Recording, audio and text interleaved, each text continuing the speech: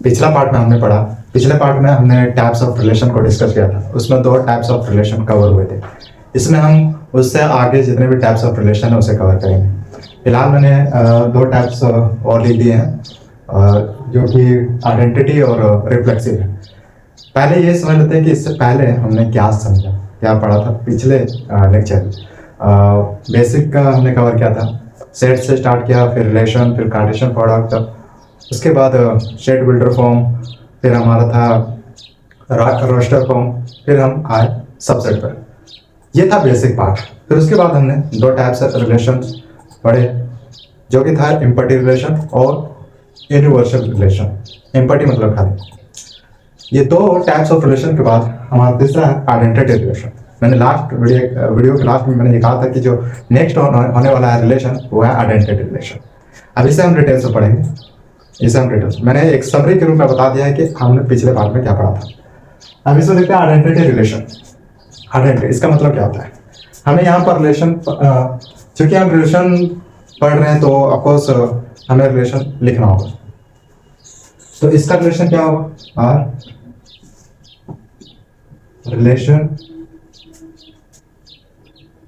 From A to A, from A to A. ये एक तरफ से कह सकते हैं कि एक डेफिनेशन है इससे डिफाइन करने के लिए आइडेंटिटी रिलेशन। ये आइडेंटिटी एक रिलेशन है, बस ये टाइप्स ऑफ रिलेशन है।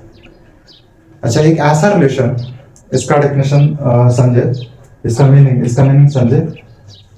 एक ऐसा रिलेशन जिसमें तो ऑर्डर पेयर बने, ऑफकोर्स ये ऑर्डर पेयर बनाएगा, लेकिन जो एलिमेंट्स हो वो सेम हो। हर एक पेयर में एलिमेंट्स सेम होना चाहिए, एलिमेंट्स सेम। यानी पेयर जो बने, जैसे कि पहला एलिमेंट और दूसरा एलिमेंट, दोनों सेम होना चाहिए। विथ एग्जाम्पल समझने की कोशिश किया जाए। विथ एग्जाम्पल, जैसे एक रिलेशन बना, हमने एक सेट लिया, सेट ए 1 2 3, ये सेट है, ये एग्जाम्पल है जस्ट। हमारे पास दूसरा सेट भी हो सकता है, अलग अलग प्रकार के सेट। फिर हम सेट बी ले रहे हैं, सेट बी, लेकिन इसमें भी एलिमेंट्स सेम 1 2 3, इसमें भी एलिमेंट्स सेम। इसी का मतलब ये आइडेंटिटी होता है। मैं ये अभी थोड़ा सा पार्ट हुआ है, इसको कंप्लीट करते हैं। तो यहाँ पर गौर करने वाली बात यह है कि ये दोनों एलिमेंट्स जो है, नंबर ऑफ एलिमेंट्स और जो करेक्टर ऑफ एलिमेंट्स है वो सेम है। Nature of element same elements आ रहे हैं। और उससे बड़ी बात यह है कि number of elements in both sets is same. दोनों चीज मैटर करता है, नंबर ऑफ एलिमेंट्स और क्या वो सेम है।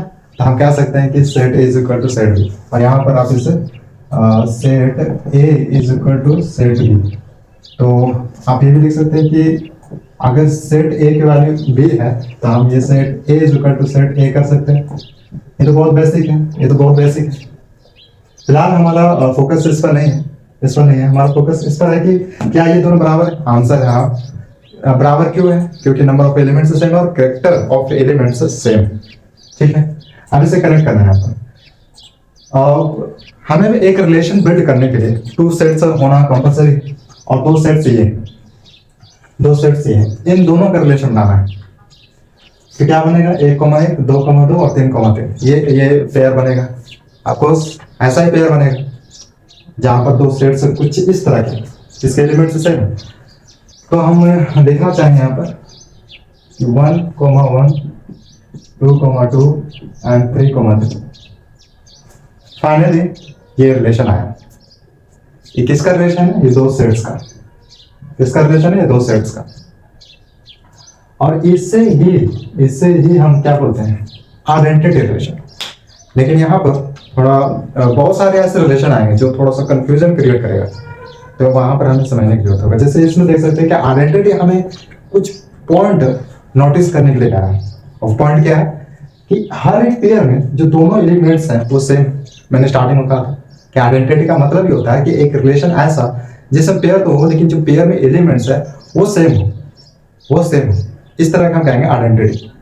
आइडेंटिटी का ये मतलब होता है जो एक एलिमेंट्स आया उसी का सेम एलिमेंट्स दोबारा आया। तो ये 1,1 देख सकते हैं, सब एलिमेंट्स एक जैसा है।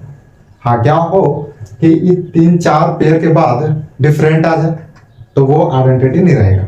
हाँ, ये ऐसा अगर केस आता है, ऐसा सिचुएशन आता है, तो उसके लिए हमारे पास नेक्स्ट है रिफ्लेक्सिव रिलेशन। मुझे उम्मीद है कि यहाँ तक सबको समझ में आ गया होगा आइडेंटिटी रिलेशन। तो एक बार रिकैप की तरह इसको दोबारा रिपीट करना चाहेंगे हम लोग।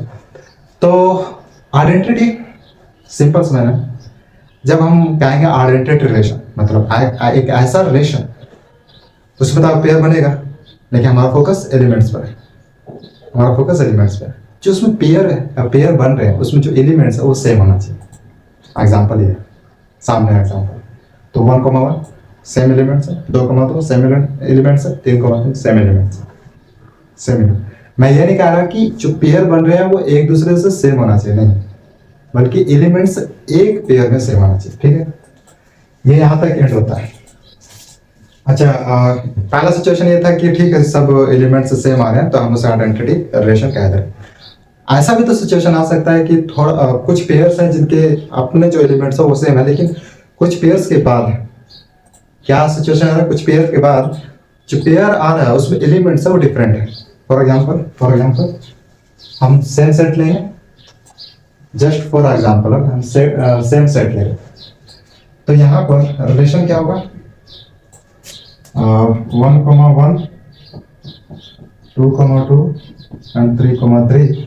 या फिर आप दूसरा रिलेशन भी बना सकते हैं, जैसे A, B, और C, यहाँ तक तो ये आइडेंटिटी है, लेकिन हम तो रिफ्लेक्सिव पढ़ रहे, थोड़ा सा तो अंतर होना चाहिए। तो अंतर ये है कि 4,6 7,11 ठीक है। अब ये दो रिलेशन है, ठीक है, 1, 2, इसमें कर दिया जाए F, G and H, Z।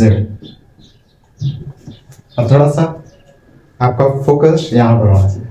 यहाँ पर हम यहाँ तक कह सकते हैं कि आइडेंटिटी रिलेशन है जैसा हमने पढ़ा, पर हमारा काम ये नहीं है कि अगर एक सेट में जाए तो हम कुछ पेयर को इग्नोर कर दें, ये हमारा काम नहीं।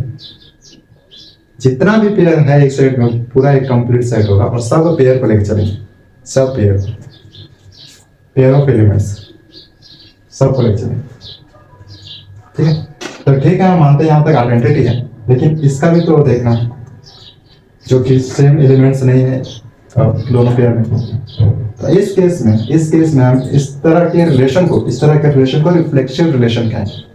अब ये कंडीशन ये देख सकते हैं, बस ये जो है ना, ये जैसे मैंने ऑर्डर पेयर में लिखा है, बस ये रोस्टर फॉर्म है, आप भी जानते हैं, ये रोस्टर फॉर्म है, आप भी जानते हैं। कौन? ये रोस्टर फॉर्म। इसका सेट बिल्डर फॉर्म क्या होगा? ये हो जाएगा सेट बिल्डर फॉर्म।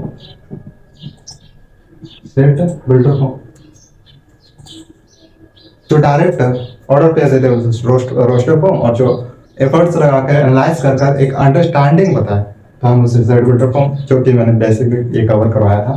तो जस्ट यहाँ समझे कि जो ये रिलेशन है ये सेट बिल्डर फॉर्म में है, और जो इसे हमने कन्वर्ट किया है इस रिलेशन में, ये रोस्टर फॉर्म है। अब हमारा मेन फोकस है रिफ्लेक्सिव रिलेशन पर। तो इसका मतलब क्या है? एक ऐसा रिलेशन जो आइडेंटिटी भी आ सकता है, लेकिन उसके अलावा डिफरेंट पेयर आ रहे हैं, डिफरेंट पेयर, तो हम उससे रिफ्लेक्सिव कहेंगे।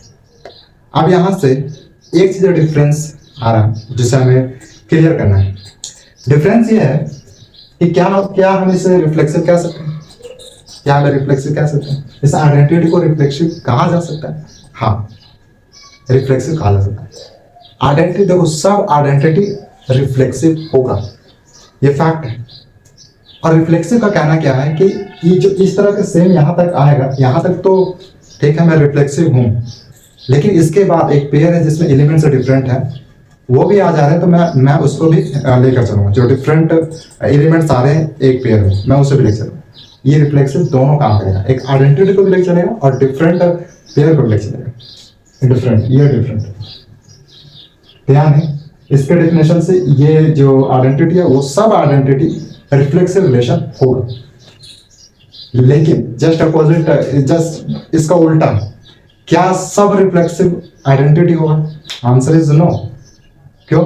क्योंकि यहाँ देख सकते हैं कि जो पेयर बने हैं इसमें डिफरेंट है, और आइडेंटिटी का यही कहना है कि सब एलिमेंट्स हर एक पेयर में सेम होना चाहिए, हर एक एलिमेंट्स सेम होना चाहिए हर एक पेयर में, ये आइडेंटिटी का कहना है।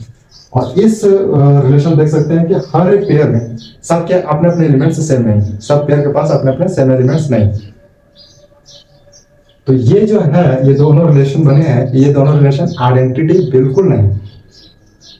इस डिफिनेशन के अनुसार, इस परिभाषा के अनुसार, ये दोनों रिलेशन जो बनाए हमने, ये बिल्कुल भी आइडेंटिटी नहीं, लेकिन ये जो ये आइडेंटिटी है वो रिफ्लेक्सिव, क्योंकि ये रिफ्लेक्सिव है, वो आइडेंटिटी को भी इंक्लूड करता है, ठीक है। लेकिन आइडेंटिटी ये डिफरेंट जो पेयर बन रहे हैं उसको इंक्लूड नहीं करेगा। अगर वो इंक्लूड कर देता है तो वो रिफ्लेक्सिव बन जाएगा। ये था डिफरेंस। डिफरेंस भी देखना बहुत जरूरी है ताकि हम कंफ्यूजन को दूर कर सकें। ये जो दो टाइप्स ऑफ हमने क्या क्या पढ़ा था, इम्पैरेटिव रिलेशन और यूनिवर्सल रिलेशन, उसके बाद हमने पढ़ा आइडेंटिटी रिलेशन, फिर हमने कवर किया रिफ्लेक्सिव रिलेशन। इसके बाद बहुत सारे सिमेट्रिक, ट्रांजिटिव, फिर जब एक बार ये कंप्लीट हो जाएगा टाइप्स ऑफ रिलेशन, इसके बाद हम मूव ऑन करेंगे टाइप्स ऑफ फंक्शन, जो कि वन वन फंक्शन है एंड ऑन टू फंक्शन है। सबका एक बार कॉन्सेप्ट क्लियर हो जाए उसके बाद हम क्वेश्चन पर मूव करेंगे। फिलहाल के लिए अलविदा।